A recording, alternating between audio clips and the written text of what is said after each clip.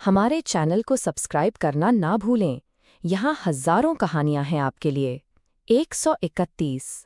अभिमन्यु ने इप्सिता के पीछे आते हुए कहा, इप्सिता, 1 मिनट रुकिए, आप हमारी बात क्यों नहीं सुन रही हैं?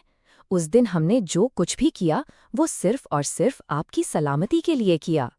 अगर हम उस दिन आपको मंडप में छोड़कर ना जाते तो आपकी जान चली जाती।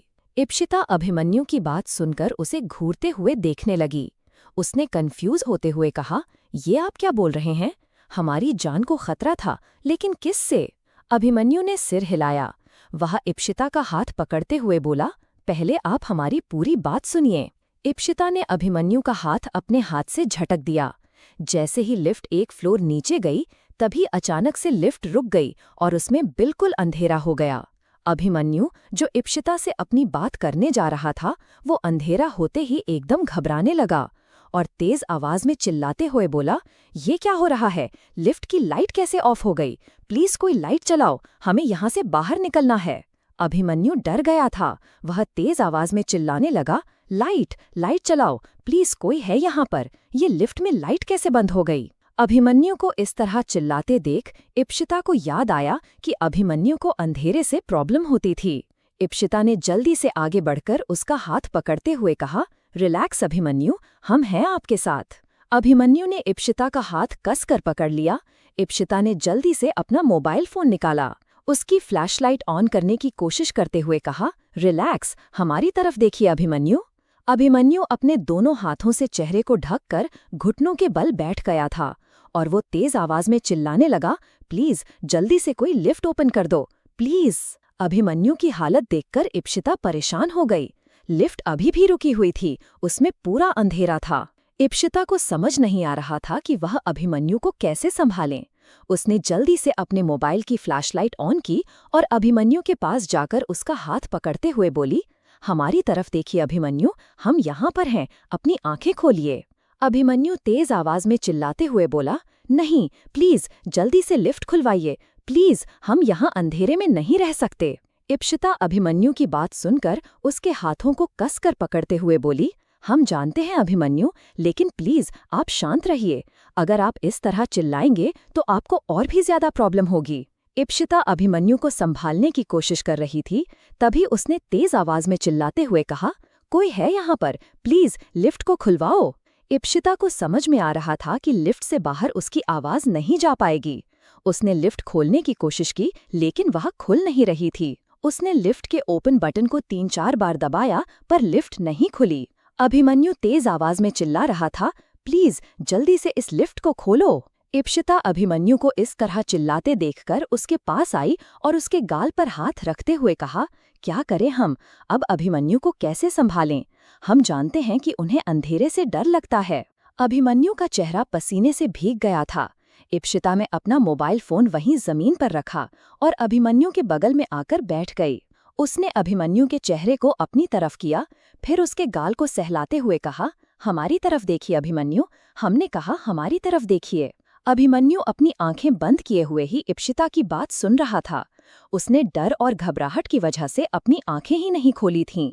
इप्सिता ने गुस्से से अभिमन्यु की तरफ देखकर तेज आवाज में चिल्लाते हुए कहा, अभिमन्यु, हम आपसे कुछ कह रहे हैं, आप हमारी बात क्यों नहीं सुन रहे हैं? हमने कहा हमारी तरफ देखिए। इप्सिता ने अभिमन्यु को डांटते हुए ये बात कही तो अभिमन्यु एकटक उसकी तरफ ही देखने लगा। वो थोड़ा सा शांत हो गया था। इप्सिता अभिमन्यु के पसीने से भीगे हुए चेहरे को देखकर कुछ नहीं बोली। अभिमन्यु ने जल्दी से इप्सिता अपने गले लगा लिया। अभिमन्यु ने इप्सिता को कसकर गले लगा लिया और अपनी आंखें बंद कर लीं। उसने अपने दोनों हाथों से इप्सिता की कमर को पकड़ लिया और उसे कसकर गले लगाए रहा। इप्सिता अभिमन्यु की दिल की धड़कनों को महसूस कर पा रही थी। अभिमन्यु के दिल की धड़कनें काफी तेज थीं। वो पूरी तरह पसीने से भीगा हुआ था और काफी ज्यादा घबराया हुआ भी लग रहा था। इप्सिता की दिल की धड़कनें भी तेज हो गई थी, लेकिन फिर भी उसने अभिमन्यु को किसी तरह से संभाला और वो अभिमन्यु के सिर को सहलाते हुए बोली, आप प्लीज 1 मिनट के लिए शांत रहिए, हम किसी न किसी को हेल्प के लिए बुलाते हैं। इतना बोलकर इप्सिता ने अपना मोबाइल फोन उठाया और नंदिनी का नंबर डायल करने लगी, लेकिन नंदिनी शायद बिजी थी, इसीलिए उसने उसका कॉल पिकअप नहीं किया। इप्शिता ने जल्दी से उसे मैसेज करते हुए कहा, नंदिनी, हम लिफ्ट में फंस गए हैं, प्लीज जल्दी से लिफ्ट ओपन करवाओ। इप्शिता ने उसे मैसेज करने के बाद अपने आप से कहा, नंदिनी शायद बिजी होगी, क्योंकि फ्री होती तो हमारा कॉल ही रिसीव कर लेती। जब उसने कॉल रिसीव नहीं की तो फिर मैसेज क्या देखेगी, हम किसे फोन करें। इतना बोलकर उसने तुरंत ध्रुव को कॉल किया। ध्रुव ने उसका कॉल पिकअप करते हुए कहा, हेलो, कहाँ हो तुम? ऐसे अचानक से तुम चली गई, तुमने मुझे पूरी बात भी नहीं बताई। ध्रुव बोल ही रहा था कि उसकी बात काटते हुए इप्शिता ने कहा, हमारी बात ध्यान से सुनो ध्रुव, हम यहाँ लिफ्ट में फंस गए हैं, प्लीज जल्दी से लिफ्ट को ओपन करवाओ, अभी और कुछ भी कहने या बताने का टाइम नहीं है। ध्रुव ने जैसे ही ये बात सुनी, उसने परेशान होते हुए कहा, क्या तुम लिफ्ट में फंस गई हो और किस फ्लोर पर हो तुम?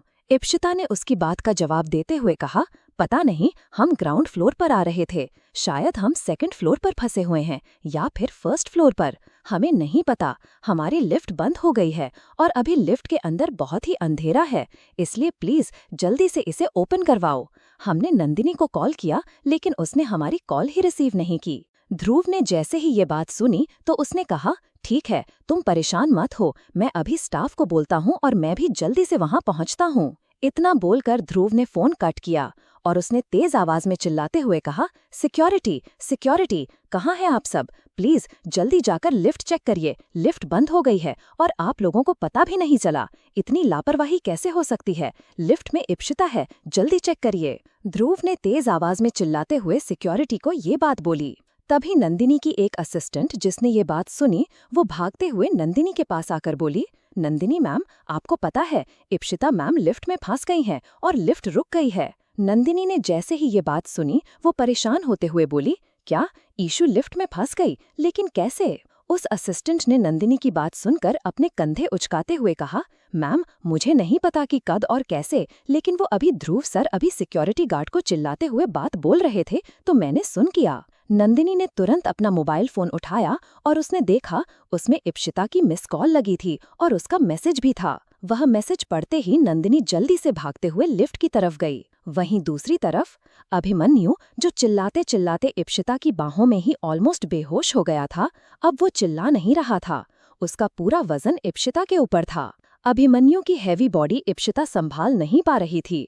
इप्शिता वहीं जमीन पर बैठ गई और उसने अभिमन्यु को अपनी गोद में लेटाया और उसका सिर अपनी गोद में रखकर अभिमन्यु के चेहरे पर हल्के हाथ से थपथपाते हुए कहा, अभिमन्यु, उठिए, हमारी बात सुनिए अभिमन्यु। इप्शिता अभिमन्यु को इस तरह बेहोश होते देखकर काफी ज्यादा परेशान हो गई। इप्शिता की दिल की धड़कन मानो जैसे रुक ही गई हो। अभिमन्यु कुछ बोल नहीं रहा था।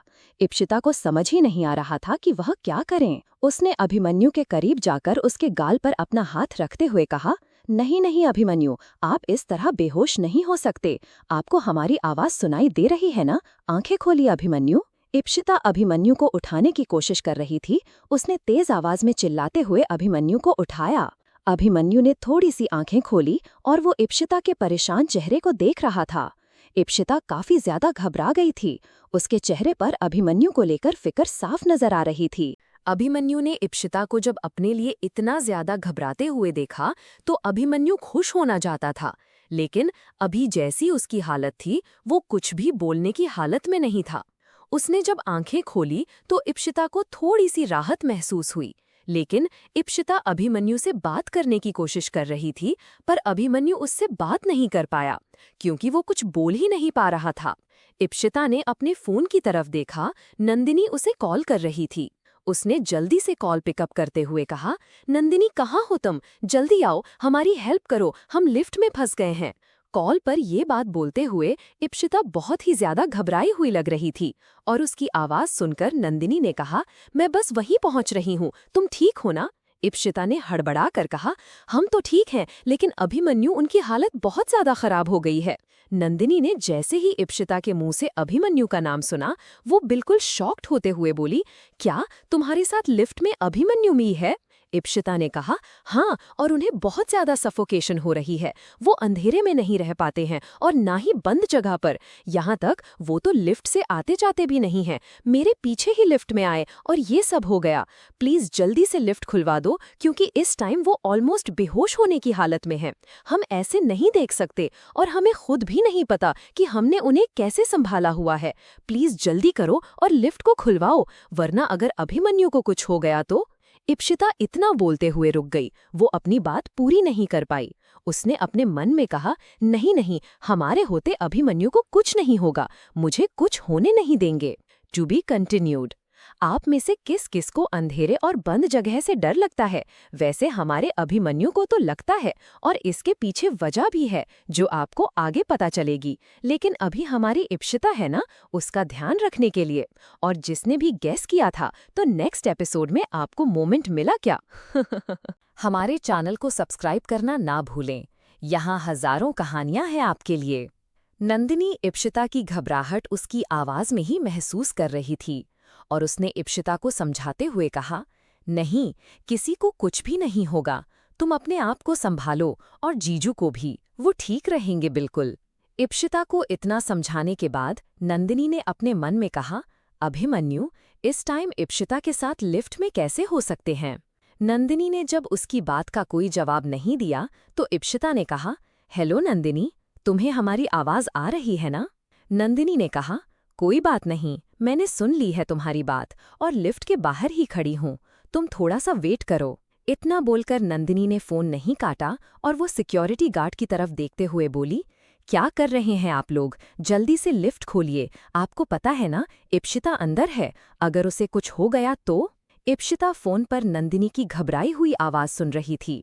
तभी उसने अभिमन्यु का ध्यान भटकाने के लिए उसके गाल पर अपना हाथ रखते हुए कहा, अभिमन्यु, नंदिनी आ गई है, बस थोड़ी ही देर में लिफ्ट खुल जाएगी, आप प्लीज हमारी तरफ देखिए। अभिमन्यु इप्शिता की बात सुनकर थोड़ा रिलैक्स हुआ। तभी लिफ्ट को बाहर से खोलने वाले सारे इलेक्ट्रिशियन वहां पर पहुंच गए। इप्शिता ने देखा कि लिफ्ट थोड़ी थोड़ी खुली रही थी, और बाहर से आई हुई रोशनी थोड़ी हल्की सी उसे लिफ्ट के अंदर आई। उसने अभिमन्यु को उठाने की कोशिश करते हुए कहा, उठिए अभिमन्यु, देखिए लिफ्ट खुल रही है, आप देख रहे हैं ना? नंदिनी ने जब उसकी बात का कोई जवाब नहीं दिया, तो इप्शिता ने कहा, हेलो नंदिनी, तुम्हें हमारी आवाज आ रही है ना? नंदिनी ने कहा, मैंने सुन लिया है, मैं लिफ्ट के बाहर ही खड़ी हूँ, तुम थोड़ा सा वेट करो। इतना बोलकर नंदिनी ने फोन नहीं काटा और वो सिक्योरिटी गार्ड की तरफ देखते हुए बोली, क्या कर रहे हैं आप लोग? जल्दी से लिफ्ट खोलिए, आपको पता है ना, इप्शिता अंदर है, अगर उसे कुछ हो गया तो। इप्शिता फोन पर नंदिनी की घबराई हुई आवाज सुन रही थी। तभी उसने अभिमन्यु का ध्यान भटकाने के लिए उसके गाल पर अपना हाथ रखते हुए कहा, अभिमन्यु, नंदिनी आ गई है, बस थोड़ी ही देर में लिफ्ट खुल जाएगी, आप प्लीज हमारी तरफ देखिए। अभिमन्यु इप्शिता की बात सुनकर थोड़ा रिलैक्स हुआ। तभी लिफ्ट को बाहर से खोलने वाले सारे इलेक्ट्रिशियन वहां पर पहुंच गए। इप्शिता ने देखा कि लिफ्ट थोड़ी थोड़ी खुली रही थी। उसने अभिमन्यु को उठाने की कोशिश करते हुए कहा, उठिए अभिमन्यु, देखिए लिफ्ट खुल रही है, आप देख रहे हैं ना? अभिमन्यु ने जब उसकी बात का कोई जवाब नहीं दिया, तो इप्शिता ने कहा, हेलो नंदिनी, तुम्हें हमारी आवाज आ रही है ना? नंदिनी ने कहा, मैंने सुन लिया है, मैं लिफ्ट के बाहर ही खड़ी हूँ, तुम थोड़ा सा वेट करो। इतना बोलकर नंदिनी ने फोन नहीं काटा और वो सिक्योरिटी गार्ड की तरफ देखते हुए बोली, क्या कर रहे हैं आप लोग? जल्दी से लिफ्ट खोलिए, आपको पता है ना, इप्शिता अंदर है, अगर उसे कुछ हो गया तो। इप्शिता फोन पर नंदिनी की घबराई हुई आवाज सुन रही थी। तभी उसने अभिमन्यु का ध्यान भटकाने के लिए उसके गाल पर अपना हाथ रखते हुए कहा, अभिमन्यु, नंदिनी आ गई है, बस थोड़ी ही देर में लिफ्ट खुल जाएगी, आप प्लीज हमारी तरफ देखिए। अभिमन्यु इप्शिता की बात सुनकर थोड़ा रिलैक्स हुआ। तभी लिफ्ट को बाहर से खोलने वाले सारे इलेक्ट्रिशियन वहां पर पहुंच गए। इप्शिता ने देखा कि लिफ्ट थोड़ी थोड़ी खुली रही थी। उसने अभिमन्यु को उठाने की कोशिश करते हुए कहा, उठिए अभिमन्यु, देखिए लिफ्ट खुल रही है, आप देख रहे हैं ना? अभिमन्यु ने इप्शिता की बात सुनी और उसने लिफ्ट की तरफ देखा। वहां बाहर काफी सारी आवाज आ रही थी। इलेक्ट्रिशियन और सिक्योरिटी गार्ड चिल्ला रहे थे और एक दूसरे को इंस्ट्रक्शंस दे रहे थे। वहीं इप्शिता के कान में नंदिनी और ध्रुव की आवाज गई। नंदिनी और ध्रुव दोनों ही लिफ्ट के बाहर खड़े थे। तभी ध्रुव तेज आवाज में चिल्लाते हुए बोला, क्या कर रहे हैं आप लोग, जल्दी करिए, खोलिए जल्दी से। लिफ्ट को खोलने वाले इलेक्ट्रिशियन ने कहा, सर हम ट्राई कर रहे हैं, प्लीज आप 1 मिनट के लिए शांत रहिए तो हम थोड़ा जल्दी काम कर लेंगे। नंदिनी ने ध्रुव के कंधे पर हाथ रखते हुए कहा, वो अपना काम कर रहे हैं ध्रुव, तुम प्लीज 2 मिनट शांत रहो। इप्शिता ने अभिमन्यु की तरफ देखा, वो पसीने से भीग चुका था और उसकी आंखें ऑलमोस्ट बंद होने वाली थीं कि तभी लिफ्ट का दरवाजा खुल गया और नंदिनी जल्दी से लिफ्ट के अंदर आई। उसने देखा अभिमन्यु इप्शिता की गोद में था और काफी बुरी हालत में था। इप्शिता ने चिल्लाते कहा, प्लीज कोई डॉक्टर को कॉल करो। इप्शिता ने तेज आवाज में चिल्लाते हुए बात कही तो तभी ध्रुव अंदर आया। उसने अभिमन्यु को उठाने में हेल्प की। नंदिनी ने इप्शिता का हाथ पकड़ा और उसे लिफ्ट से बाहर लेकर आई। उसने इप्शिता के कंधे और उसके हाथ को छूते हुए कहा, तुम ठीक हो ना ईशु? इप्शिता ने हाँ में अपना सिर हिलाया और वो अभिमन्यु की तरफ देखते हुए बोली, हम तो ठीक हैं, लेकिन अभिमन्यु, उनकी हालत ठीक नहीं है। हमें लग रहा है शायद काफी ज्यादा घबरा गए हैं। नंदिनी ने उसे शांत करते हुए कहा, बस तुम शांत रहो, कुछ नहीं होगा उन्हें, और वैसे भी डॉक्टर बुला लिए गए हैं, अभी उनका चेकअप हो जाएगा। ध्रुव अभिमन्यु को लेकर सीधे वेटिंग रूम के अंदर चला गया और तुरंत ही वहां पर डॉक्टर आए और वो अभिमन्यु का चेकअप करने लगे। इप्शिता वहीं वेटिंग रूम के दरवाजे के पास खड़ी थी। नंदिनी उसे अभिमन्यु के लिए इतना ज्यादा कंसर्न होते देखकर अपने मन में बोली, हो ना हो, इप्शिता के मन में अभी भी अभिमन्यु के लिए सॉफ्ट कॉर्नर तो है, और जिस तरह से उनके लिए इतनी ज्यादा परेशान हो रही है, उससे तो इतना समझ में आ रहा है कि वो उनकी अभी भी कितनी ज्यादा फिक्र करती है। नंदिनी सारी बातें सोच रही थी कि तभी ध्रुव उसके पास आकर बोला, यही अभिमन्यु है ना? यही ईशु को शादी के मंडप में छोड़कर भाग गया था, तो फिर ये अब वापस क्यों आया है? नंदिनी ने ध्रुव की ये बात सुनकर अपने कंधे उचकाते हुए कहा, मुझे नहीं पता, अभी तो फिलहाल मुझे कुछ भी समझ नहीं आ रहा है, और ईशु भी काफी ज्यादा परेशान लग रही हैं। घर जाकर ईशु से मैं पूछूंगी। ध्रुव ने उसकी बात सुनकर कहा, मुझे ऐसा लगता है तुम्हें घर जाकर भी उससे ज्यादा चीज नहीं पूछनी चाहिए, थोड़ा टाइम दो उसे, क्योंकि इप्शिता काफी ज्यादा घबराई हुई है। नंदिनी ने हाँ में अपना सिर हिलाया और एक एक करके वहां से सभी लोग चले गए।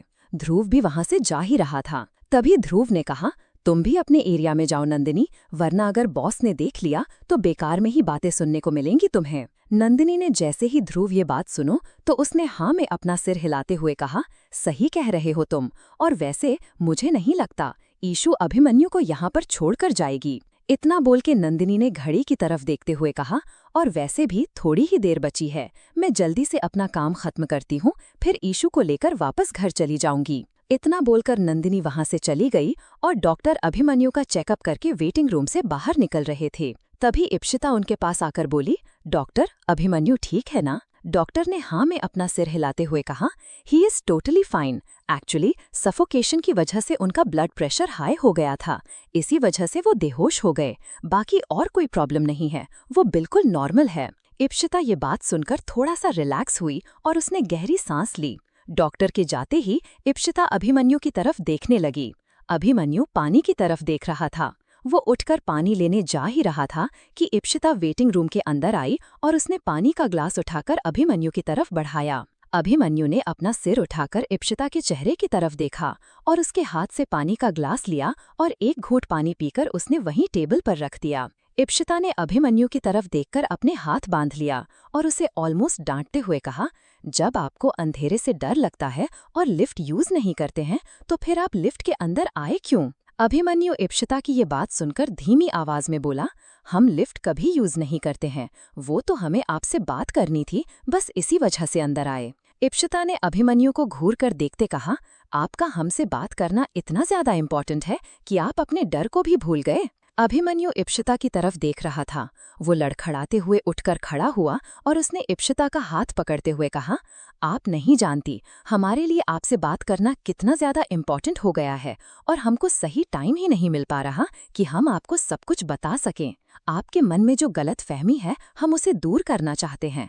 एक्चुअली उस दिन जब हम मंडप में नहीं आए तो उसके पीछे का सबसे बड़ा रीजन ये था कि आपकी जान को खतरा था, और अगर हम आपसे शादी कर लेते तो। इतना बोलते बोलते अभिमन्यु काफी ज्यादा हांफने लगा और वो अपने सिर को पकड़कर वहीं पर बैठ गया। इप्शिका ने उसका हाथ पकड़ते हुए कहा, शांत रहिए, अभी आपको कुछ भी बताने की जरूरत नहीं है। अभी प्लीज आप बस थोड़ी देर के लिए चुपचाप बैठ जाइए, आपकी बॉडी को थोड़ा रिलैक्स होने की जरूरत है। अभिमन्यु इप्शिता की तरफ देखते हुए बोला, लेकिन हमारा आपसे बात करना अभी बहुत जरूरी है। अभिमन्यु अभी ये बोल ही रहा था, तभी उसे चक्कर आने लगा। इप्शिता ने अभिमन्यु को वहीं सोफे पर लेटाते हुए कहा, लेट जाइए आप पहले, कुछ देर के लिए शांत रहिए, और रही बात आपसे बात करने की, तो बात आप फिर किसी और दिन कर लीजिएगा। इतना बोलकर इप्शिता ने अभिमन्यु को लिटाया। इप्शिता देख रही थी कि अभिमन्यु का सिर काफी भारी था, उसकी पलकें खुली नहीं रही थीं और थोड़ी ही देर में उसकी आंखें बंद हो गईं। इप्शिता ने अभिमन्यु की तरफ देखकर एक गहरी सांस ली और वो उसे वही वेटिंग रूम में छोड़कर वहां से बाहर चली गई। वहीं दूसरी तरफ राजमहल में पल्लवी काफी ज्यादा परेशान थी और उसके हाथ में उसका फोन था। वो बार बार नरेंद्र को फोन कर रही थी। नरेंद्र ने पल्लवी का फोन उठाया और उसे डांटते हुए कहा, क्या बात है पल्लवी, आप हमें बार बार फोन करके परेशान क्यों कर रही हैं? हमने आपसे कहा था ना, हम आज बहुत ज्यादा बिजी हैं, हम आपसे बात नहीं कर सकते हैं। नरेंद्र की बात बीच में काटते हुए पल्लवी ने कहा, लेकिन बात करना बहुत जरूरी है, आप समझ नहीं रहे, प्लीज हमारी बात सुनिए। नरेंद्र ने पल्लवी को डांटते हुए कहा, जो भी बात है हमें घर पर बताना, अभी फोन रखे। इतना बोलकर नरेंद्र ने कॉल कट कर दिया। To be continued. कैसा लगा आप लोगों को आज का एपिसोड, बताइए कमेंट में।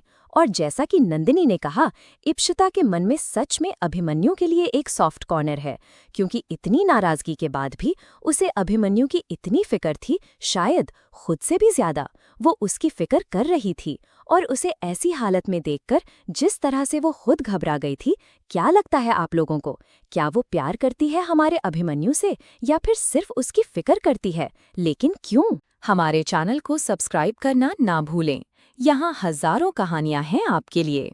वहीं दूसरी तरफ राजमहल में पल्लवी काफी ज्यादा परेशान थी और उसके हाथ में उसका फोन था। वो बार बार नरेंद्र को फोन कर रही थी। नरेंद्र ने पल्लवी का फोन उठाया और उसे डांटते हुए कहा, क्या बात है पल्लवी, आप हमें बार बार फोन करके परेशान क्यों कर रही हैं? हमने आपसे कहा था ना, हम आज बहुत ज्यादा बिजी हैं, हम आपसे बात नहीं कर सकते हैं। नरेंद्र की बात बीच में काटते हुए पल्लवी ने कहा, लेकिन बात करना बहुत जरूरी है, आप समझ नहीं रहे, प्लीज हमारी बात सुनिए। नरेंद्र ने पल्लवी को डांटते हुए कहा, जो भी बात है हमें घर पर बताना, अभी फोन रखे। इतना बोलकर नरेंद्र ने कॉल कट कर दिया। वहीं पल्लवी ने परेशान होते हुए कहा, पता नहीं क्यों नरेंद्र हमारी किसी भी बात को सीरियसली क्यों नहीं लेते। पल्लवी काफी ज्यादा गुस्से में थी और उसने अपना फोन वहीं बिस्तर पर ही फेंक दिया और वहीं सोफे पर अपना सर पड़कर बैठ गई।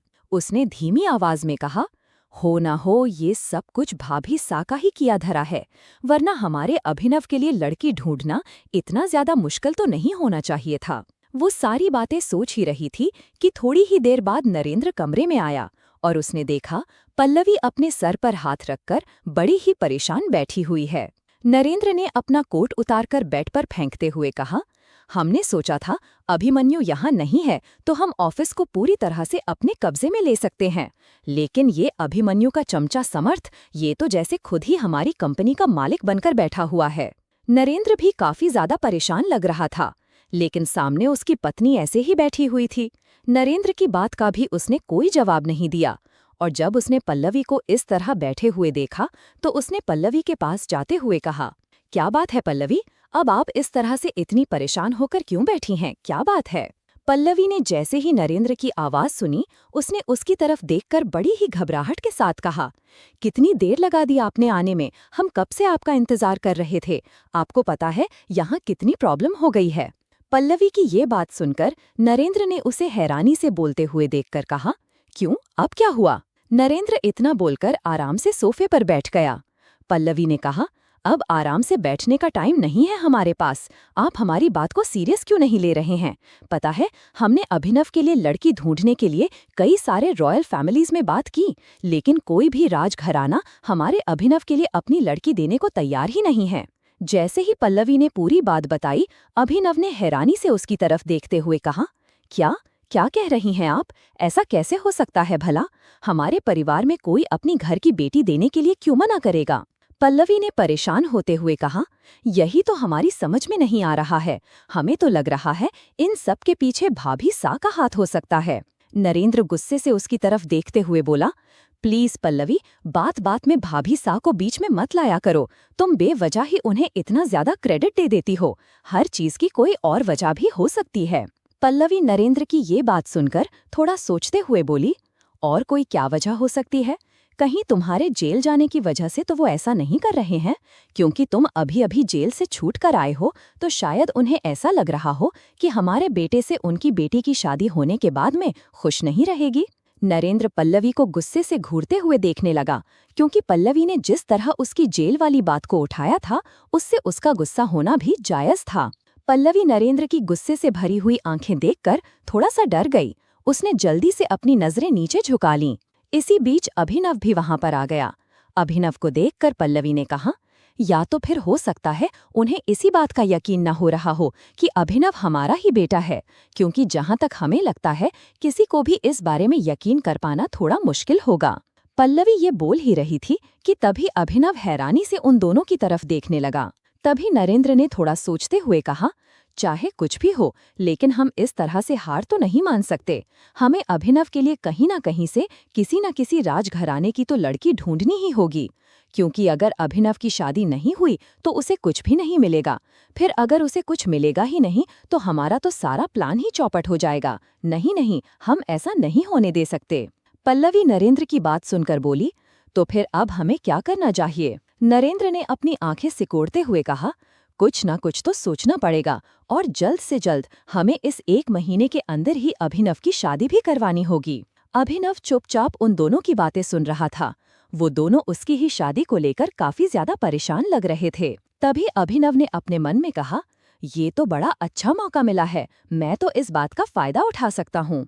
इतना बोलकर अभिनव के दिमाग में एक खुराफाती आइडिया आया, और उसे सोचकर वो तिरछी मुस्कुराहट से मुस्कुराने लगा। वहीं मुंबई में इप्शिता अपने रूम में थी, और डिनर के बाद वो चुपचाप अपने बेड पर आकर बैठी थी। लेकिन कहीं ना कहीं उसके दिमाग में अभिमन्यु के लिए फिक्र सता रही थी, क्योंकि जिस तरह से आज अभिमन्यु की हालत बिगड़ी थी, उसे देखकर इप्शिता के लिए उसकी फिक्र करना जायज था। वो अपने मोबाइल फोन की तरफ देखकर अपने मन में बोली, पता नहीं कैसे होंगे अभिमन्यु, क्या करें हम, उन्हें कॉल करें क्या? लेकिन क्या इतनी रात में हमारा उन्हें कॉल करना ठीक होगा? इप्शिता अभिमन्यु के लिए काफी ज्यादा परेशान हो रही थी। उसने एक गहरी सांस ली और वो उठकर बैठ गई। उसने अपना मोबाइल फोन उठाया और अभिमन्यु के नंबर के पास आकर उसका नंबर डायल करने जा ही रही थी, तभी उसने खुद को रोकते हुए कहा, अरे नहीं, ये हम क्या करने जा रहे हैं? हमें ऐसा कुछ भी नहीं करना है जिससे अभिमन्यु को किसी भी बात की जरा भी होप मिले। अगर हमने उनका हालचाल पूछने के लिए उन्हें कॉल किया तो पता नहीं वो हमारे बारे में क्या क्या सोचने लगेंगे, और हम ऐसा बिल्कुल भी नहीं चाहते। हमें भी उनके बारे में नहीं सोचना है। हम क्यों उनके बारे में सोच रहे हैं? जब उन्होंने हमारे बारे में नहीं सोचा, वो हमें इस तरह बीच मंडप में सबके सामने अकेला छोड़कर चले गए, तो फिर क्यों हम उनके लिए इतना सब कुछ सोच रहे हैं? इप्शिता इतना बोलकर चुप हुई और उसने अपना फोन वहीं साइड टेबल पर रख दिया और चुपचाप अपने बेड पर लेट गई। उसने दूसरी पिलो को कसकर पकड़ लिया और उसे हक करते हुए बोली, हम उन्हें कॉल नहीं करेंगे, और वैसे भी वो बहुत ज्यादा स्ट्रांग हैं, वो अपना ध्यान खुद रख सकते हैं।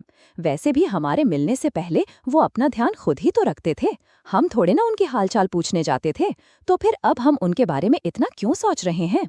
इप्शिता ने खुद से ही ये सारी बातें की। वो अपने सवालों का खुद ही जवाब दे रही थी। उसने सोच लिया था कि वो अभिमन्यु को ना ही कॉल करेगी और ना ही उसे कोई होप देगी।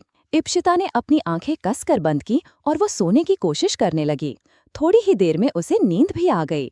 अगली सुबह जैसे ही इप्शिता की आंख खुली, वो नंदिनी के साथ सीधे स्टूडियो की तरफ निकली। स्टूडियो में ध्रुव पहले से ही उसका इंतजार कर रहा था।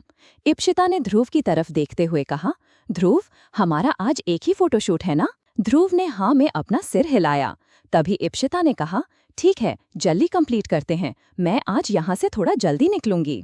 इप्शिता की ये बात सुनकर ध्रुव ने धीरे से अपना सिर हिलाया और उसे उसकी कॉस्ट्यूम देते हुए कहा, ठीक है, जाओ चेंज करके आओ। इप्शिता ने जल्दी जल्दी अपना शूट खत्म किया और वो शूट खत्म होते ही स्टूडियो से बाहर निकलने लगी। वो अभिमन्यु के बारे में ही सोचती जा रही थी।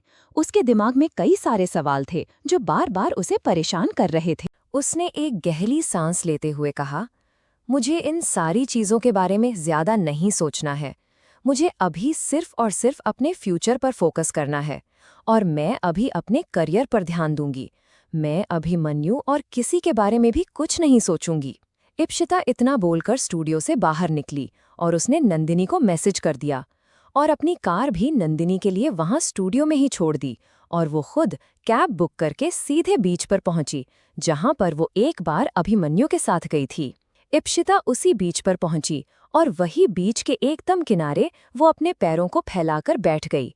पानी की लहरें उसके पैरों से टकरा रही थीं और इप्शिता चुपचाप बड़ी ही शांति से समुद्र के पानी को बस देखती जा रही थी। वो काफी ज्यादा बेचैन थी, लेकिन जब वो वहां पर आराम से बैठी तो उसे काफी ज्यादा रिलैक्स फील हो रहा था। इप्शिता ने अपनी आंखें बंद कर लीं और उसने धीमी आवाज में कहा, आखिर हमारे साथ ही ऐसा क्यों होता है? हम क्यों बार बार अभिमन्यु के बारे में सोचने लगते हैं? हम खुद को इतना संभालते हैं और सोचते हैं कि किसी तरह हम उनके बारे में ना सोचें, लेकिन हमसे ऐसा नहीं हो पा रहा है। क्यों? हम क्यों उनकी इतनी फिक्र कर रहे हैं? 6 महीने बीत गए, उसके बावजूद भी क्यों हम आज भी अभिमन्यु के लिए अपने दिल में कहीं ना कहीं कोई सॉफ्ट कॉर्नर फील करते हैं? इप्शिता के दिमाग में जैसे ही ये बात आई, उसने ना अपना सिर हिलाते हुए कहा, नहीं नहीं, ये सब हम क्या कह रहे हैं? हमें इन सब चीजों के बारे में नहीं सोचना है, ऐसा कुछ भी नहीं है। इप्शिता इतना बोलकर सामने की तरफ देखने लगी। तभी इप्शिता को अपने पीछे से एक बहुत ही जानी पहचानी सी आवाज सुनाई दी। किसके बारे में सोच रही हो और इतना परेशान होने का क्या मतलब है? आखिर बात क्या है? क्या हम पूछ सकते हैं कि यहाँ अकेले सबसे दूर बैठने का क्या मतलब है? To be continued. क्या लगता है आप लोगों को, इप्शिता क्यों गई है उसी जगह पर जहां पर वो अभिमन्यु के साथ आई थी? क्या आज भी अभिमन्यु के साथ बिताए गए वो सारे पल उसके लिए इतनी ज्यादा स्पेशल हैं जिन्हें वो अक्सर याद करती रहती है? तो फिर इस बात को मानकर उसे माफ क्यों नहीं कर देती और एक मौका फिर से क्यों नहीं देती? और आखिर में कौन आया है वहां पर? कौन है जो उससे इतने सवाल कर रहा है? क्या खुराफाती आइडिया आया है अभिनव के दिमाग में? हमारे चैनल को सब्सक्राइब करना ना भूलें। यहाँ हजारों कहानियां हैं आपके लिए। इप्शिता के दिमाग में जैसे ही ये बात आई, उसने ना में अपना सिर हिलाते हुए कहा, नहीं नहीं, ये सब हम क्या कह रहे हैं? हमें इन सब चीजों के बारे में नहीं सोचना है, ऐसा कुछ भी नहीं है। इप्शिता इतना बोलकर सामने की तरफ देखने लगी। तभी इप्शिता को अपने पीछे से एक बहुत ही जानी पहचानी सी आवाज सुनाई दी। किसके बारे में सोच रही हो और इतना परेशान होने का क्या मतलब है? आखिर बात क्या है? क्या हम पूछ सकते हैं कि यहाँ अकेले सबसे दूर बैठने का क्या मतलब है? इप्शिता ने जैसे ही वो आवाज सुनी, वो तुरंत ही उस आवाज को पहचान गई और उसने पीछे मुड़कर देखा तो वहां अभिमन्यु खड़ा था। वो अभिमन्यु को देखकर थोड़ा सा हड़बड़ाई और उठकर खड़ी होने लगी। तभी अभिमन्यु ने उसका हाथ पकड़ा और उसे पकड़कर वहीं जमीन पर बैठा लिया और खुद भी जमीन की ठंडी रेत पर बैठ गया। इप्शिता अभिमन्यु को इस तरह जमीन पर बैठते देखकर काफी ज्यादा हैरान हो गई और उसने अपने मन में कहा, अभिमन्यु को क्या हो गया है? वो इस तरह जमीन में बैठ रहे हैं और इन्हें कैसे पता चला कि हम यहाँ पर हैं? ये यहाँ पर कैसे आए? इप्शिता ये सोच रही थी और इतना सोचते हुए उसकी भौहें सिकुड़ गई। अभिमन्यु ने इप्शिता के चेहरे की तरफ देखते हुए कहा, आप यही सोच रही होगी ना कि हमें कैसे पता चला कि आप यहाँ हैं? इप्शिता ने अभिमन्यु की बात सुनकर अपना चेहरा दूसरी तरफ घुमाते हुए कहा, नहीं, हम ऐसा कुछ भी नहीं सोच रहे। अभिमन्यु इप्शिता को इस तरह बर्ताव करते देखकर मुस्कुराया और उसने कुछ नहीं कहा। वहीं इप्शिता, जो सामने की तरफ डूबते हुए लाल सूरज की तरफ देख रही थी। तभी अभिमन्यु ने इप्शिता के हाथ पर अपना हाथ रखते हुए कहा, इप्शिता। जैसे ही इप्शिता ने अभिमन्यु के हाथ को अपने हाथ पर महसूस किया, उसने तुरंत अपना हाथ उसके हाथ के नीचे से निकालते हुए कहा, ये क्या कर रहे हैं आप अभिमन्यु? अभिमन्यु ने इप्शिता की तरफ देखते हुए कहा, हमें आपसे बात करनी है और हमें नहीं लगता इससे अच्छा मौका हमें अब और कभी मिल पाएगा। अभिमन्यु की ये बात सुनकर इप्शिता ने हैरानी से उसकी तरफ देखते हुए कहा, ऐसा क्यों बोल रहे हैं आप ठीक तो है ना? अभिमन्यु ने हल्की सी मुस्कुराहट के साथ कहा, आपको हमारे लिए परेशान होने की जरूरत नहीं है, हम बिल्कुल ठीक हैं और कल हमें संभालने के लिए thank you so much. Ipsita ने एक गहरी सांस ली, लेकिन उसने अभिमन्यु की बात का कोई जवाब नहीं दिया। तभी अभिमन्यु ने अपना हाथ आगे बढ़ाया और इप्सिता के गाल पर अपना हाथ रखकर उसके चेहरे को अपनी तरफ घुमाते हुए कहा, हम जानते हैं इप्सिता, आप हमारे लिए काफी ज्यादा परेशान थीं, लेकिन हमने बिल्कुल नहीं सोचा था कि आप हमें इस तरह वहां उस रूम में अकेला छोड़कर चली जाएंगी। इप्सिता अभिमन्यु की बात का जवाब देते हुए बोली, क्यों रुकते हम वहां पर, हमारे पास वहां रुकने की कोई खास वजह नहीं थी। अभिमन्यु ने उसकी बात सुनकर कहा, खास वजह नहीं थी, लेकिन हम तो थे ना, क्या आप हमारे अलावा भी आपको कोई और वजह चाहिए हमारे पास रहने के लिए? इप्सिता अभिमन्यु की ये बात सुनकर बिल्कुल चुप हो गई थी। बस उसने अपनी आंखों को कसकर बंद कर लिया था और वहीं अभिमन्यु उसे इस तरह करते देखकर अपने मन में बोला, हम जानते हैं इप्सिता, आप आज भी। इतना बोलते बोलते अभिमन्यु चुप हो गया।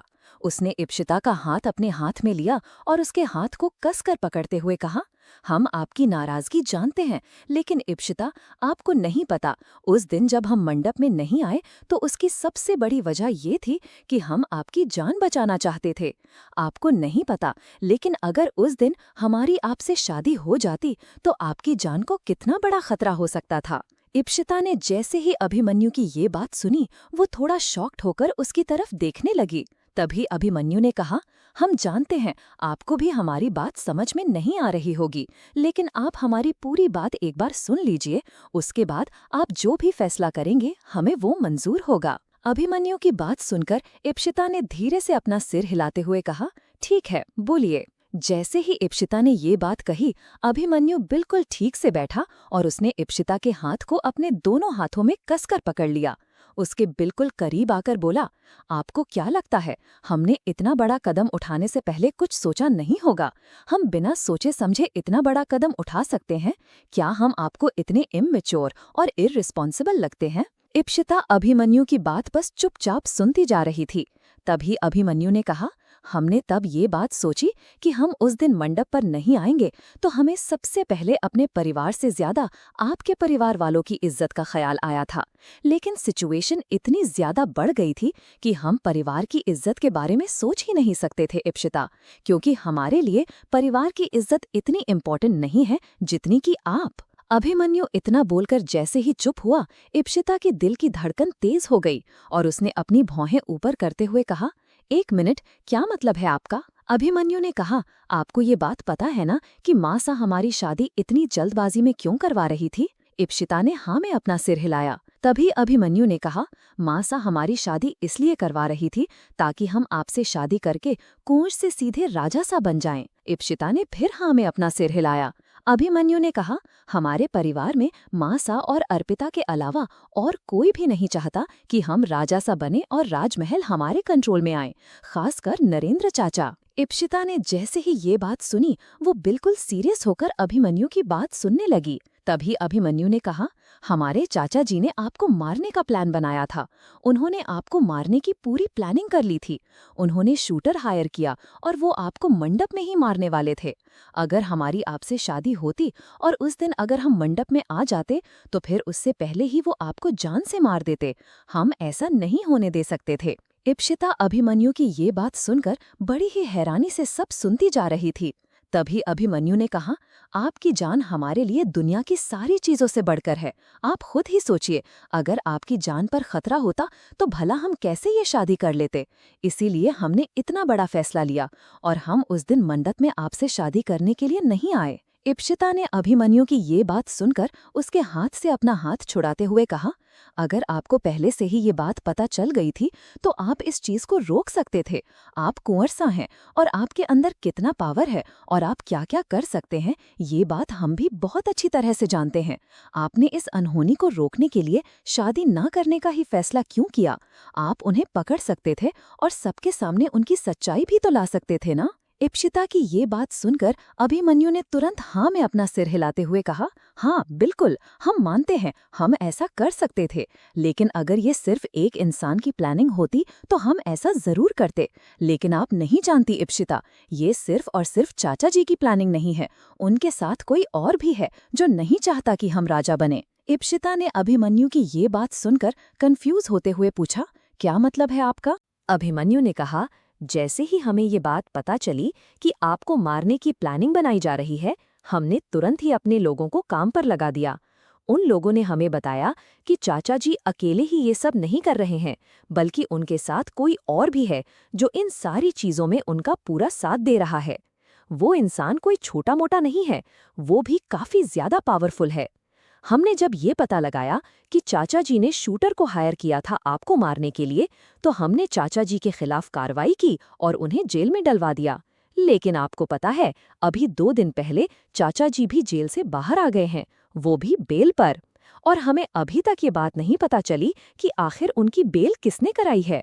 हमें लग रहा है ये वही इंसान होगा जिसने इन सारी चीजों में उनका साथ दिया है। उसने न सिर्फ चाचा जी की बेल कराई, बल्कि उनके बेटे को भी ढूंढने में मदद की। अब चाचा जी जब से वापस आए हैं, उन्होंने ठान लिया है कि वो हमें राजा नहीं बनने देंगे। वो अपने बेटे को राजा बनवाना चाहते हैं। सच बताऊं तो इप्शिता, हमें राजगद्दी और राजा साहब बनने का कोई भी शौक नहीं है। हम इतने सालों से ये कुंवर सा की जिम्मेदारी उठाते उठाते थक चुके हैं। अगर चाचा जी का बेटा, जो हमारा बड़ा भाई है, राजा बनता है, तो हम दिल से चाहते हैं कि वो भी राजा बने। हम तो बस अब अपनी गलती को सुधारना चाहते हैं और आपके साथ अपनी लाइफ बताना चाहते हैं। इप्शिता ने जैसे ही अभिमन्यु की ये बात सुनी, वो अभिमन्यु की तरफ बिल्कुल शॉक्ड होकर देखते हुए बोली, क्या क्या कहा आपने? आप वो सब कुछ छोड़ देंगे सिर्फ हमारे लिए? अभिमन्यु इप्शिता के करीब आया। उसने इप्शिता के दोनों गालों पर अपने हाथ रखते हुए कहा, बिल्कुल सही सुना आपने इप्शिता, हम आपके साथ अपनी पूरी लाइफ बताना चाहते हैं। इप्शिता अभिमन्यु की आंखों में देख रही थी। अभिमन्यु ने बिना सोचे समझे सब कुछ सच सच इप्शिता को बताया था। जिस तरह से अभिमन्यु सारी बातें इप्शिता को एक्सप्लेन कर रहा था, उससे ये बात इप्शिता को समझ में आ गई थी कि वो झूठ नहीं बोल रहा है। उसकी सच्चाई उसकी आंखों में ही नजर आ रही थी। इप्शिता ने अभिमन्यु की बातों पर यकीन कर लिया था। अभिमन्यु इप्शिता के करीब आया और उसने इप्शिता के माथे से अपना माथा जोड़ते हुए कहा, इप्शिता, आपको हमारी बात पर भरोसा है ना? हम झूठ नहीं बोल रहे हैं और हम सच में आपके साथ शादी करना चाहते हैं। फिर चाहे उसके लिए हमें कुछ भी करना पड़े। करेंगी ना आप हमसे शादी? To be continued. वैसे आज आप लोगों को पूरा सच पता चल गया ना, जिसे आप लोग इतने दिनों से इंतजार कर रहे थे। और तब अभिमन्यु इप्शिता को सच बताया। ये बोल बोल कर आप लोगों ने हमारा भी दिमाग खराब किया हुआ था। तो अब आखिर इप्शिता को पूरा सच पता चल गया है। तो क्या होगा अब इसका फैसला? क्या लगता है आपको, वो अभिमन्यु को माफ करके उसे पूरे दिल से एक्सेप्ट करेंगी और एक दूसरा मौका देगी, या फिर नहीं? और क्या अपने करियर को छोड़कर सच में उसे शादी करके वापस उदयपुर जाना चाहिए? आप उसकी जगह होते तो क्या करते? बताइए कमेंट में। हमारे चैनल को सब्सक्राइब करना न भूलें। यहाँ हजारों कहानियां हैं आपके लिए। इप्शिता ने अभिमन्यु को खुद से दूर किया और उसके हाथ से अपना हाथ छुड़ाते हुए कहा, बेकार की बातें मत करिए अभिमन्यु, हम दोनों के रास्ते अब अलग हो चुके हैं। अब ऐसा नहीं हो सकता। और वैसे भी आप तो हमेशा से ही अवंतिका से प्यार करते थे, तो फिर हमसे शादी करने का क्या मतलब है? और वैसे भी जब आपको राजगद्दी नहीं चाहिए, तो फिर शादी करने की भी आपको क्या ही जरूरत है? अभिमन्यु इप्शिता की बात सुनकर उसका हाथ पकड़ते हुए बोला, नहीं, आप ऐसा क्यों सोच रही हैं इप्शिता? हमें शादी करनी है और आप सिर्फ आपसे ही करनी है। हम जानते हैं, हमने आपसे अवंतिका वाली बात कही, जो कि शायद हमें नहीं करनी चाहिए थी।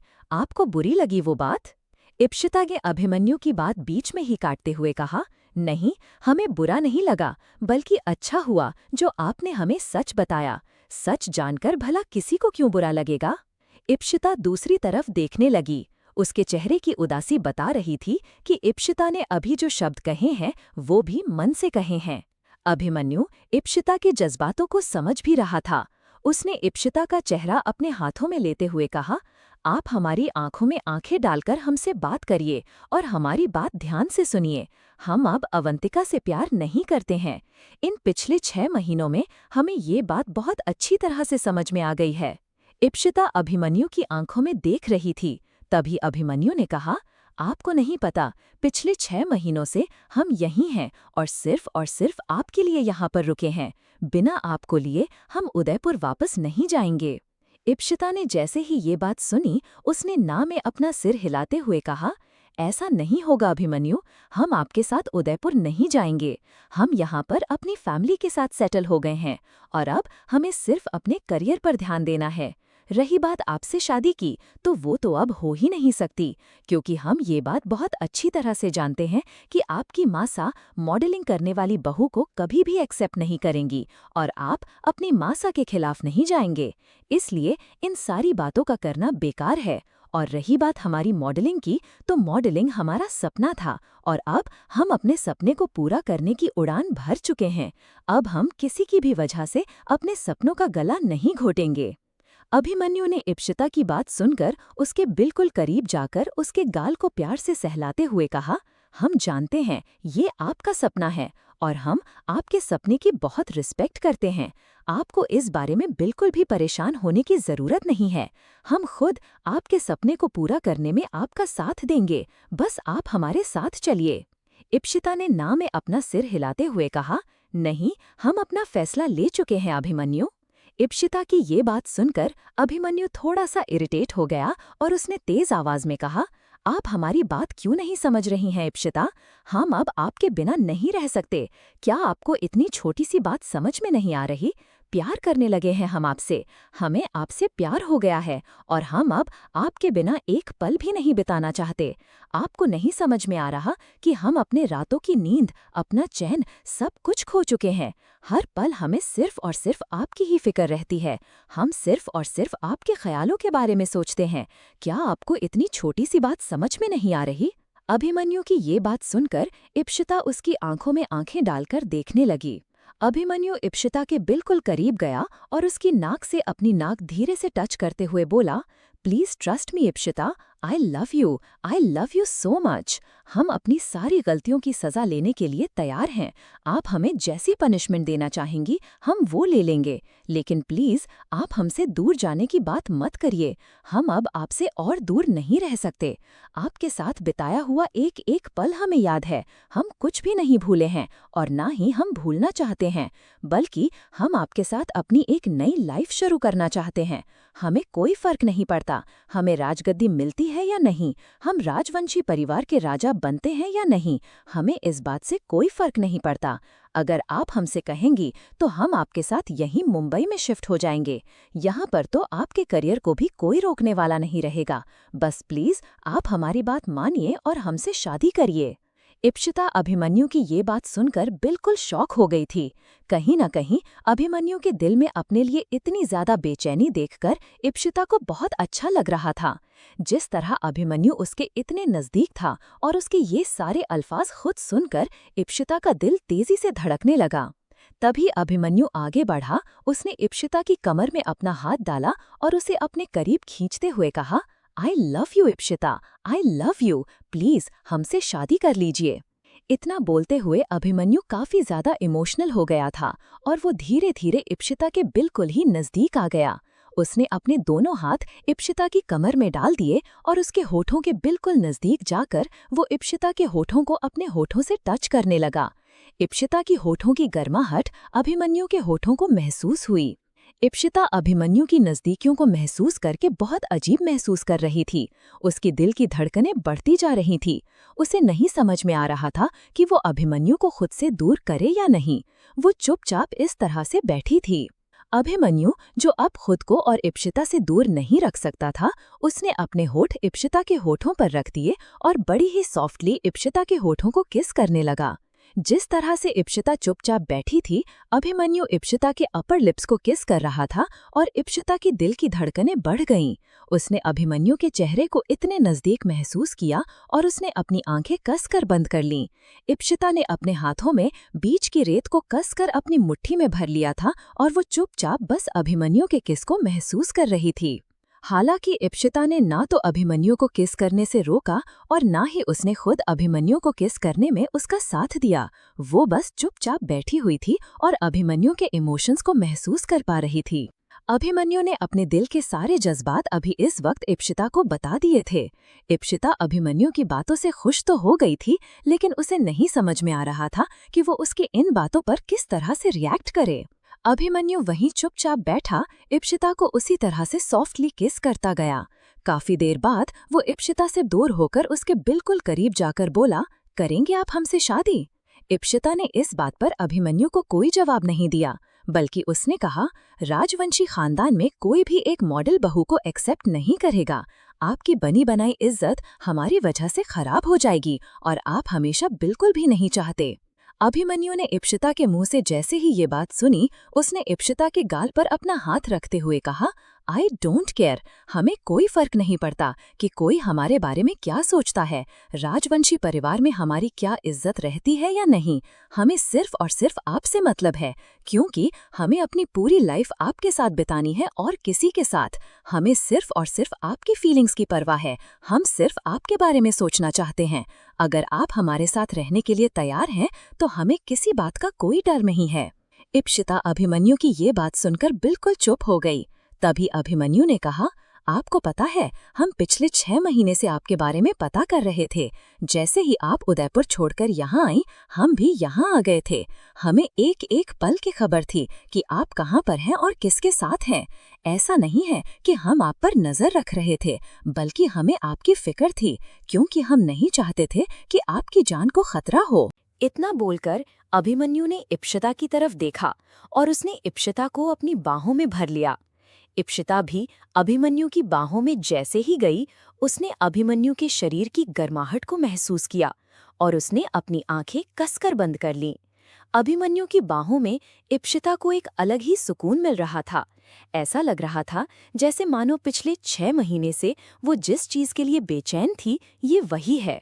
इप्सिता अभिमन्यु के हक को महसूस कर रही थी। तभी उसने भी अपना हाथ आगे बढ़ाया और अभिमन्यु की कमर को कसकर पकड़ लिया। जैसे ही इप्सिता ने अभिमन्यु को पकड़ा, अभिमन्यु की हिम्मत और भी ज्यादा बढ़ गई। उसने स्ट्रांगली इप्सिता को किस कर लिया। तभी उसने इप्सिता के चेहरे की तरफ देखा। डूबते हुए सूरज की लालिमा इप्सिता के चेहरे को काफी ज्यादा अट्रैक्टिव बना रही थी। अभिमन्यु ने कहा, आप नहीं जानती, हमने पिछले 6 महीने में आपके इस हक को कितना मिस किया है। इप्सिता अभिमन्यु की तरफ देखने लगी। तभी अभिमन्यु ने इप्सिता के माथे को बड़े प्यार से चूम लिया। जैसे ही इप्सिता ने अभिमन्यु की किस को महसूस किया, उसने अपनी आंखें बंद कीं। अभिमन्यु उसके चेहरे को जी भरकर देखते हुए बोला, इप्सिता, आपको पता है, जब आप हमसे दूर हुईं, तब हमें अपनी फीलिंग्स का एहसास हुआ कि हम आपसे कितना ज्यादा प्यार करने लगे हैं।